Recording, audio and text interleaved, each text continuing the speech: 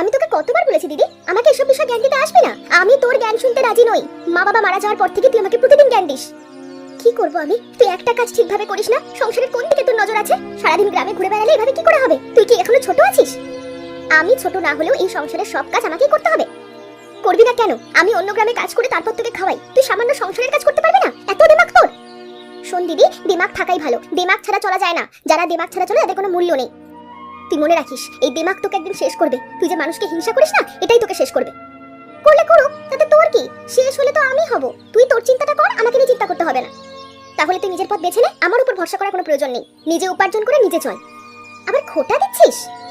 দেবো না কেন? আমার কষ্টের টাকা আমি ভাবে উড়িয়ে দিতে চাই না। বুঝতে হবে আমাদের একটা সংসার আছে।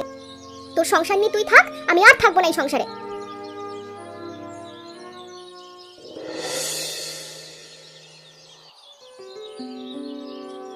কিরে, সারাদিন কোথায় ছিলি তুই? সেই সকালে বেরিয়েছিস আর এখন আসার সময় হলো? আমি যে তোর জন্য খাবার নিয়ে অপেক্ষা করছি। খাবার? কিসের খাবার? আমি কোনো খাবার খাবো না। তুই যা এখান থেকে। তুই এখন আমার উপর রাগ করে আছিস? আচ্ছা, আমার ভুল হয়েছে, আমায় ক্ষমা কর। এবার তো খাবারটা খা। তোর রাগ তো আমার উপরে, খাবারের উপর এমন কেন করছিস?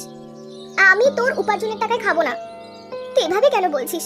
মা বাবা চলে যাওয়ার পর থেকে আমি তোকে মানুষ করেছি, নিজে না খেয়ে তোকে খাইয়েছি, আর তুই আমাকে এমন কথা বলছিস? তা না হলে কি করব? তোর সাথে আবার শুধুমাত্র একটু তর্ক হয়েছে আর তুই কি নামে খাবারের খোটা দিলি? তুই আমাকে একটুও ভালোবাসিস না। আমি যে তোকে কতটা ভালোবাসি তুই নিজেও জানিস না। এই পৃথিবীতে তুই আমার একমাত্র আপন। আমি তোর জন্য সবকিছু করতে পারি, তা তো দেখতেই পাচ্ছি। আর রাগ করিস না। দেখ, সারাদিন আমিও না খেয়েছিলাম তোর জন্য। আমি আজকে কাজেও যাইনি, একদিনের উপার্জন নষ্ট হয়ে গেল। তুই আবার উপার্জনের কথা বলছিস? আচ্ছা বাবা, আমি আর বলবো না, তুই খেয়ে নে। খোটা দেওয়ার জন্য তো বলিনি, আজকে কাজে দিতে পারিনি তাই বললাম। তুই খেয়ে নে, তুই তো সারাদিন কিছু খাসনি। ঠিক আছে, আজকে ক্ষমা করে দিলাম। এরপর যদি খোটা দিস না তাহলে কিন্তু ক্ষমা করবো না, একদম বাড়ি ছেড়ে চলে যাবো। আচ্ছা বেশ, তাই করিস। আগে খেয়ে নে।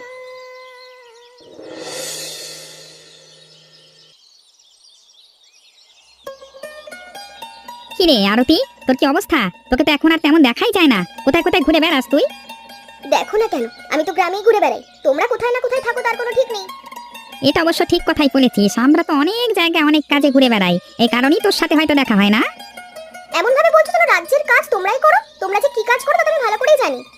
তোর পাগলি, এভাবে বলছিস কেন? আচ্ছা ভালো হয়েছে তোর সাথে দেখা হয়েছে, তোকে একটা খবর দেওয়ার আছে। খবর? কিসের খবর? আগেই বলে রাখলাম, কোনো খারাপ কাজে কিন্তু আমি জড়াতে পারবো না। দিদি শুনলে আমাকে বাড়ি থেকে বের করে দেবে। আরে না না, কি বলছিস তুই? তুই একটা মেয়ে মানুষ, তোকে আমরা খারাপ কাজের প্রস্তাব দিতে পারি? আমি তো বলছি চন্দ্রকান্ত বাবুর বাড়ির ভোজের কথা। ভোজ? তাও আবার চন্দ্রকান্ত বাবুর বাড়িতে? কই, আমি তো জানি না। জানবে কিভাবে? তোদেরকে হয়তো নেমন্তন্নই করেনি, আমাদেরকেও করেনি। নিমন্ত্রণ করার কি আছে? চন্দ্রকান্ত বাবুরা আমার আপন লোক। ওরা নিমন্ত্রণ করলেও আমরা আছি, না করলেও আমরা আছি। তা অবশ্য ঠিক, গ্রামের সবাই তো তোর আপন লোক, যেখানেই ভোজনের আয়োজন করা হবে সেখানেই তোকে থাকতে হবে। তা না হলে কি, এবার দেখবি ওনার বাড়ির ভোজে আমরাও আছি, তাহলে অবশ্য দেখাও হবে। দেখি জগদীশ দাদার সাথে কথা বলে, দাদা যদি যেতে চায় তাহলে আমরাও যেতে পারি। বেশ, তাহলে সেখানেই দেখা হবে। তোমরা মনে করে চলে এসো। এখন আমি যাই, সন্ধে হয়ে এসেছে। দিদি আবার চেঁচামেচি করবে। দিদি, এই দিদি, শোন না, তোকে একটা কথা বলার আছে। আরে হলোটা কি? কত রাত হয়ে গেছে, এখনো ঘুমোচ্ছিস না কেন? সকালে আবার কাজে যাব। না দিদি, তোকে কালকে কাজে যেতে হবে না। কালকে চন্দ্রকান্ত বাবুর বাড়িতে ভোজের আয়োজন হবে। চল না, তুই আর আমি সেখানে যাই। আমাদের তো নিমন্ত্রণ করেছে। একদম উল্টোপাল্টা কথা বলবি না, আমাদেরকে কোনো নিমন্ত্রণ করা হয়নি। ভোজের কথা শুনেছিস? এখন সেখানে যাওয়ার জন্য বায়না ধরেছিস? না দিদি, আনন্দ দাদা একটু আগেই আমাদেরকে বলে গেছে চন্দ্রকান্ত বাবু পাঠালো। আমি কোনোভাবেই তোকে বিশ্বাস করি না। তুই জানা যা, তারপর দেখবি তোকে ঘাট ধরে কুকুরের মতো বের করে দিয়েছে। তুই কি পাগল নাকি? কুকুরকে তো ঘাট ধরে বের করে না, লাথি মেরে বের করে। তোর তো দেখছি ভালোই জ্ঞান হয়েছে, তাহলে তুই বুঝতেই পারছিস তোকে কিভাবে বের করবে। দিদি, তুই কিন্তু আমাকে অপমান করছিস, আমার কিন্তু একদম ভালো লাগছে না। আচ্ছা বাবা, রাগ করিস না, আমি তোর সাথে একটু মজা করলাম, অপমান করিনি। তাহলে তুই বল, আমার সাথে যাবি? না বাপু, আমার গিয়ে কাজ নেই, আমার অত ভোজের লোভ নেই। তোর যদি মন চায় তুই যা, তাহলেই হবে। আমার কালকে কাজে যেতে হবে। ঠিক আছে, তাহলে আর কি করার, আমি নিজেই চলে যাব। তবে একটা কথা, উনি যদি নিমন্ত্রণ করে তবেই যাবি, নয়তো না। আচ্ছা ঠিক আছে। মারতে আরো কিছু খাবে নাকি? দেবো আর একটু? না না বাবু, অনেক খাওয়া হয়ে গেছে। সে কখন থেকে খাচ্ছি, পেট ভরে গেছে। আরে না না, তোমার খাওয়া তো এখনো সম্পূর্ণ হয়নি। আরে এখনো তো মিষ্টি রয়েছে, হাঁড়ি ভরা মিষ্টি, খাবে না তুমি? মিষ্টি? হ্যাঁ হ্যাঁ, খাবো তো। এখনো মনে হচ্ছে পেটে অনেক জায়গা আছে। আপনি তাহলে একটু মিষ্টি দিন। তুমি নিশ্চয়ই আবার বিনা নিমন্ত্রণে চলে এসেছো, তাই না? নিমন্ত্রণ? নিমন্ত্রণ তো কেউ করেনি। মানে করেছিল ওই যে আনন্দদা, উনি তো নিমন্ত্রণ করলো। তা আনন্দকে কে নেমন্তন্ন করলো? আমরা তো আনন্দকে নেমন্তন্ন করিনি। আনন্দ আবার তোমাকে নেমন্তন্ন করবে কিভাবে? খাও ঠিক আছে, কোনো ব্যাপার নয়, তবে বিনা নিমন্ত্রণে গ্রামের সমস্ত ভোজের আয়োজন চলে যাচ্ছে, এটা কিন্তু ঠিক নয়, এটা কিন্তু লজ্জাজনক। আপনাদের ভোজে এসেছি বলে আপনারা আমাকে অপমান করবেন? আরে না না, তোমাকে অপমান করব কেন? যদি অপমান করবার হতো তাহলে তো তুমি খাবার আগেই ব্যাগকে বের করে দিতাম। তুমি খাও, কোনো সমস্যা নেই, শুধু তোমাকে আমরা বুঝলাম। কোনো বুঝতে হবে না, আপনারা বড়লোক বলে যা খুশি তাই করবেন। আমাকে এতগুলো লোকের সামনে অপমান করলেন, মনে রাখবেন আমারও দিন আসবে, আমিও প্রতিশোধ নেব।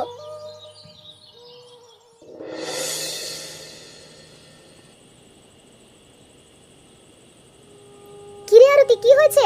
কাঁদছিস কেন? কি দেখে তো মুখটা ফুলে গেছে, কি হয়েছে তোর? দিদি, ওরা আমাকে অপমান করেছে, আমাকে নেমন্তন্ন করে পুরো গ্রামের মানুষের মাঝখানে বসে অপমান করেছে। কারা আমাকে অপমান করেছে? চন্দ্রকান্ত বাবু আর ওনার বউ। তুই বল, গতকাল রাতেই তো আমি বললাম মিথ্যে আমি জানি না, কিন্তু হঠাৎ করে তোকে তারা অপমান কেন করবে? তারা তো অমন নয়। তাহলে কি আমি মিথ্যে মিথ্যে কাচ্ছি? আমাকে আনন্দদাদা নিজে এসে নিমন্ত্রণ করে গেছে, আমি সেই ভরসাতেই ভোজনে গেলাম, অথচ ওরা দুজনে এসে আমাকে অপমান করলো। এমনটা তো হওয়ার কথা নয়। চন্দ্রকান্ত বাবু আর ওনার স্ত্রী তো খুবই ভালো মানুষ, গ্রামের গরিব লোকদের সবসময় সেবা করে, হঠাৎ করে তোর সাথে এমন করবে কেন? আমি সত্যি বলছি দিদি, আমার খুব খারাপ লাগছে, এতগুলো মানুষের সামনে আমাকে অপমান করলো, ওরা নিশ্চয়ই এগুলো পরিকল্পনা করেই করেছে। ঠিক আছে, তুই শান্ত হ, কান্নাকাটি করিস না, সারাদিন অনেক কেঁদেছিস না? আহারে বোনটা আমার, আমার সত্যি অনেক খারাপ লেগেছে। আমি তোকে বলে রাখলাম, যদি আমার এমন সময় আসে, আমি ধনী হই, সেদিনকে ওদের আমি দেখে নেব। ঠিক আছে ঠিক আছে, ধনী হলে সর্বপ্রথম আমরা ভোজের আয়োজন করব, তারপর তাদেরকে নিমন্ত্রণ করে দেখিয়ে দেবো, ঠিক আছে? একদম ঠিক আছে, এটা যেন তোর মাথায় থাকে, ভালোভাবে কাজ কর যাতে তাড়াতাড়ি ধনী হতে পারি। বেশ বেশ, এখন কান্না থামা।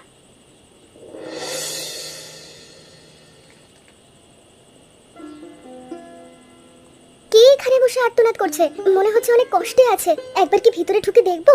ভিতরে ঢোকা কি ঠিক হবে? না না, একবার ঢুকেই দেখি, কেউ যদি বিপদে পড়ে।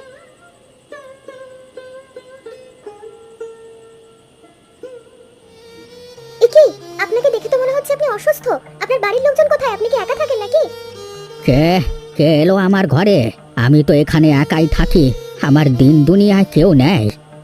আহারে, আপনার অনেক কষ্ট হচ্ছে তাই না? আপনি বলুন আপনার কি এমন কষ্ট হচ্ছে, আমি আপনার সেবা করছি। তুমি কে মা? তুমি হঠাৎ আমার সেবা করবার জন্য এসেছো কেন? মনে করুন আমি আপনার একজন মেয়ে। এখন আর কথা বলবেন না, আপনি শুয়ে থাকুন, আমি দেখছি কি করে যায়। তুমি অনেক ভালো মেয়ে, তুমি নিজের কথা চিন্তা না করে সারা রাত আমার সেবা করেছো, অথচ আমি তো তোমাকে ভালোভাবে চিনি না। আমি যে আপনার সেবা করতে পারছি এটাই অনেক ভাগ্য, সেবা করতে পারাটাও তো একটা ভালো ব্যাপার। তুমি কোথায় থাকো মা? কাজ করতে আসি। তুমি তো আমার সেবা করে আমাকে খুশি করেছো, আমি এর প্রতিদান দিতে চাই তোমাকে। আমি কোনো প্রতিদানের আশায় সেবা করিনি। আমি সেটা ভালোভাবেই জানি, কিন্তু তবুও আমি তোমাকে প্রতিদান দিতে চাই। এসব ধন সম্পদ আমার আর কিছুই চাই না। ধন সম্পদ? হ্যাঁ মা, আমার বাড়ির পেছনের দিকে একটা হাঁসনাহেনা ফুলের গাছ রয়েছে, সে গাছের তলায় আমি আমার সমস্ত ধন সম্পদ লুকিয়ে রেখেছি, তুমি সেটা নিয়ে নিও। কিন্তু এসব আমার চাই না। আপনি কথা বলছেন না কেন? কথা বলুন, কি হলো? আপনি কি ঘুমিয়ে পড়েছেন? হে উপরওয়ালা, তুমি লোকটাকে ভালো রেখো।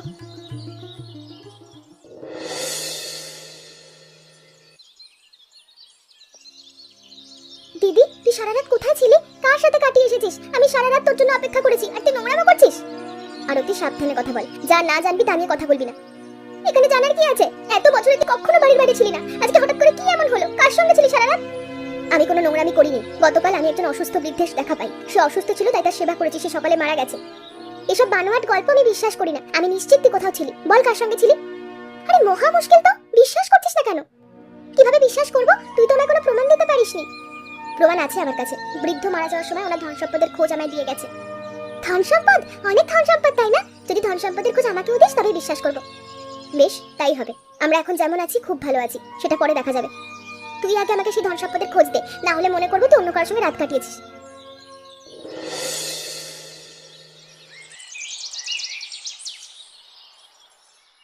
দেখলি দিদি, আর তোকে কষ্ট করে অন্য গ্রামে কাজ করতে হবে না। এই কারণেই আমি তোকে ধন সম্পদ নিতে বলেছি। মানুষের সুযোগ তো সবসময় আসে না। কিন্তু আমি লোভ করতে চাইনি। আমি সেই বৃদ্ধ লোককে বলেছিলাম এসব লাগবে না, কিন্তু তোর সেবায় খুশি হয়ে উনি তোকে দিয়েছে। লোভ করার কিছু নেই, তোর প্রাপ্য ছিল। তা অবশ্য ঠিক, তবে এখন যেমন আছি ভালো আছি। সিদ্ধান্ত নিয়েছি কয়েকদিনের মধ্যে একটা ব্যবসা শুরু করব, এখানকার অবস্থা আমরা ধরে রাখতে পারি। তবে আমার একটা কথা দিদি, এই গ্রামের মানুষের জন্য ভোজের আয়োজন করতে চাই। হঠাৎ করে ভোজের আয়োজন কেন? কেন, তুই ভুলে গিয়েছিস চন্দ্রকান্ত বাবুর পরিবার আমাকে অপমান করেছিল? সেদিন তুই আমায় কথা দিয়েছিলি ধনী হলে সর্বপ্রথম ভোজের আয়োজন করে এদেরকে নিমন্ত্রণ করে খাওয়াবি। তুই এখনো সেই কথা ভুলিসনি? আমি কেন ভুলবো? এতগুলো মানুষের সামনে আমাকে অপমান করলো, আমি তার যোগ্য জবাব দেবো না? তুই তো সেদিন কোনো দোষ করিসনি, তারা শুধু তোকে অপমান করেছিল, তাই যোগ্য জবাব দিতে হবে। তাহলে যত দ্রুত সম্ভব ভোজের আয়োজন কর, আমি সবাইকে নিমন্ত্রণ করছি। ঠিক আছে, তুই সবাইকে নিমন্ত্রণ কর, আমার কোনো বাধা নেই। প্রয়োজনে সব গ্রামবাসীকে ডাক, আমার তাতেও বাধা নেই। ঠিক আছে, আর এবার আমরা সব থেকে বড় ভোজের আয়োজন করে গ্রামবাসীদের দেখিয়ে দেব। আমি বুঝতে পারছি না হঠাৎ করে এই দুই বোন এত বড় লোক হয়ে গেল কিভাবে। দুদিন আগেই তো আরাধ্যা অন্য গ্রামে কাজ করে সংসার চালাতো, একদিন কাজ না করলে খাবার জুটতো না। আমারও তো একই কথা। দুদিন আগেও আরতি বিভিন্ন বাড়িতে খাবার খুঁজে বেড়াতো একটু ভালো খাবারের আশায়, আর এখন নাকি তারা নিজেরাই ভোজের আয়োজন করছে। কিভাবে যে কি করি, আরতির কারণে ও বাড়ির আশেপাশেও যেতে পারছি না। আমরা গেলেই ও বুঝে যায় আমরা কিসের জন্য বাড়ির আশেপাশে গেছি। যদি কিছু জানতেই না পারি তাহলে চুরিটা করব কিভাবে? আমি চাই ওদের সমস্ত ধন সম্পদ চুরি করে নিজেরা বড় লোক হতে। তার আগে জানতে হবে ওরা এভাবে বড় লোক হলো কেন। তার জন্য আগে আমাদের আরতির সঙ্গ নিতে হবে। তবে আরতি মনে হয় রাজি হবে না। হবে হবে, অবশ্যই হবে। যদি আমরা টাকার লোভ দেখাই তাহলে অবশ্যই হবে। যতই ধনী হোক না কেন, আরতির লোভ সব সময় আরতিকে তাড়া করে বেড়ায়। ও চাইলে ও যেন আরো বড় লোক হতে পারে। তাহলে কি ওকে আমরা আমাদের দলে টেনে নেব? হ্যাঁ, আগে ওকে আমরা আমাদের দলে টেনে নেব, এরপর ধীরে ধীরে ওর বিশ্বাস অর্জন করে ওর সমস্ত গোপন কথা জানতে পারবো। ঠিক আছে, তাহলে তাই হবে। আর ওদিকে আমাদের দলে আনা আমার মা হাতের খেয়ে। তুমি শুধু দেখো আমি আর ওদিকে কিভাবে আমাদের দলে নিয়ে আসি। আরে এত বড় বড় কথা না বলে কাজটা করে দেখা। ঠিক আছে। কি হলো চন্দ্রকান্ত বাবু, আপনি তো দেখছি আমাদের বাড়িতে ভোজের আয়োজনে চলে এলেন, আপনার লজ্জা করলো না? কেসব বলছো? নেমন্তন্ন করেছো তাই তো আমরা এসেছি এখানে, লজ্জার কি আছে? সেদিন তো বের করে দিলেন। দেখো, তোমাকে তো শুধু আমরা অপমান করিনি, তোমাকে বুঝিয়েছিলাম। চুপ করুন আপনি, আপনি আমাকে অপমান করেছিলেন, আমার সবকিছু মনে আছে। এখন দেখলেন তো আমার বাড়িতে আপনাদেরকে খেতে আসতে হলো। আরতি কি হচ্ছেটা কি? তাদের সাথে কিভাবে কথা বলছিস কেন? এটা তো কথা ছিল না। চুপ কর দিদি, ভোজের কথা ছিল তো, তুই ভোজের আয়োজন করেছিস, আমি আমার প্রতিশোধ নিয়েছি। এটাকে কেমন ধরনের প্রতিশোধ বলে? আমি শুধু নেমন্তন্ন করে বুঝিয়ে দিতে বলেছিলাম যে অপমান করে তারা ঠিক করেনি, আর তুই তাদেরকে অপমান করছিস। তা না হলে কি করব? একদিন যারা আমাকে ঘাট ধাক্কা দিয়ে বার করে দিয়েছিল তারাই আমার বাড়িতে খেতে এসেছে। কুকুর কোথাকার! ছি ছি ছি ছি, আমি যদি জানতাম আমাদেরকে এভাবে অপমান করা হবে তাহলে আমরা কোনোদিন এখানে আসতাম না। আমাদের কি টাকা পয়সা কম নাকি খাবারের অভাব? হ্যাঁ হ্যাঁ, যান এখান থেকে, বেরিয়ে যান। আপনাদের মতো বেহায়া মানুষজনকে আমি আমার ভোজ দেখাতে চাই না। ভোজের আয়োজন করলে সেখানে আসবেন না আপনারা। আর কখনো আসবো না। আমিও দেখি তোমাদের এই বড় লোকের চালচলন কতদিন থাকে। তুই ধন সম্পদের মোহে পড়ে অন্ধ হয়ে গেছিস। মানুষকে মানুষ বলে তোর মনে হয় না। মানুষকে মানুষ বলে মনে হয়, এসব বেহায়া লোকদের মনে হয় না, বুঝলি? তা না হলে আমি গ্রামের সমস্ত মানুষকে নিমন্ত্রণ করেছি, কাউকে তো অপমান করিনি। বেশি জ্ঞান দিস না আমায়।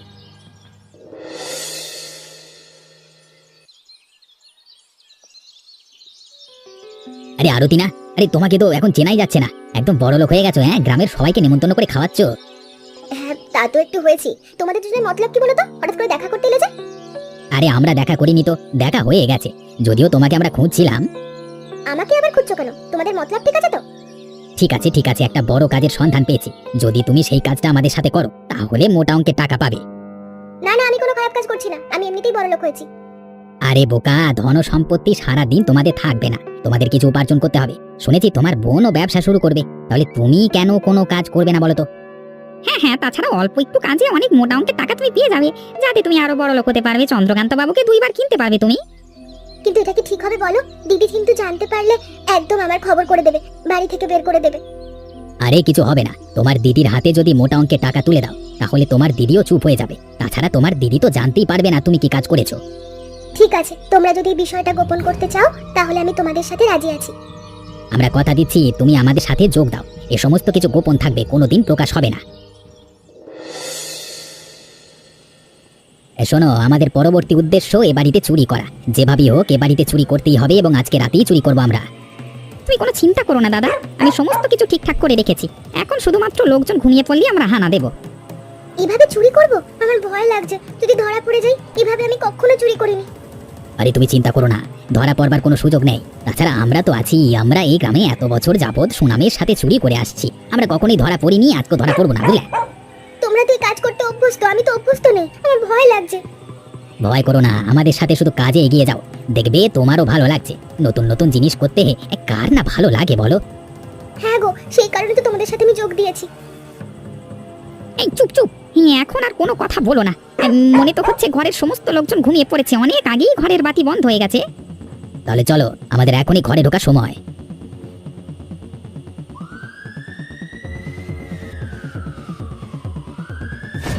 একদম কেউ পালানোর চেষ্টা করবেন না, পালানোর চেষ্টা করলে তার ফল ভালো হবে না, আর কেউ পালাতে পারবে না এখান থেকে। আমরা ধরা পড়ে গেছি, আমি আগেই বলেছিলাম এমন চুরি করা উচিত হবে না, আমরা ধরা পড়ে যাব।